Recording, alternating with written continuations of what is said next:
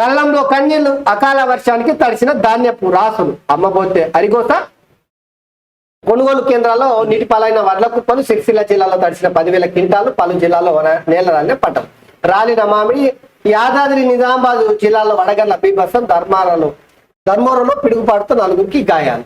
ఇక చూడండి ఏం సాయి దినామీదేనా. అమ్మబోతే అరిగోస అని రాసింది కదా, 9.5 ఏళ్ళుగా అదే అరిగోస పెట్టిర్రు. రోడ్ల మీదకి వచ్చి ధాన్యం కాలుస్తున్నా కూడా ఒక్క వాత రాలి ఈ పత్రిక. చేను లేనిపోతే చేనులలో పోయి అగిపూల తీసుకొని అంటిపెట్టి ఇక తీసుకొచ్చిన ధాన్యము పంట బాగా వండి. ఇప్పుడంటే నువ్వు రాసింది అకాల వర్షానికి తడిసిన ధాన్యం అంటున్నాడు.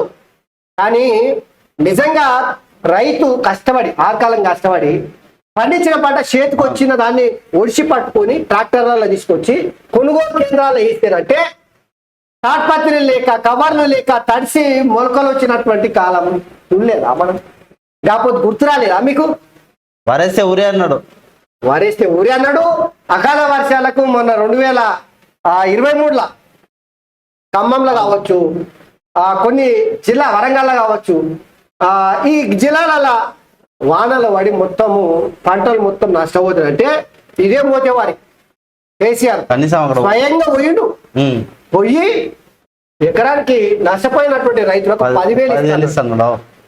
2 నెలలు చూసిరి, 3 నెలలు చూసిరి, 10 పైసలు కూడా ముఖ్యమంత్రి మాట ఇలువ గట్లుంటది. ఇది కేసీఆర్ నైజం. ఇక ఇప్పుడు ఏదో అమ్మా మామూలుగా కాదు, మొత్తం కేసీఆర్ ఇట్లా మొత్తం రైతులు నష్టపోయినట్టు కలరింగ్ ఇచ్చుడు మామూలు కలరింగ్. ఇగో ఇక సరే రైతులు ఖచ్చితంగా నష్టపోతారు. వానలు అకాల వర్షాలు వచ్చినప్పుడు తప్పదు.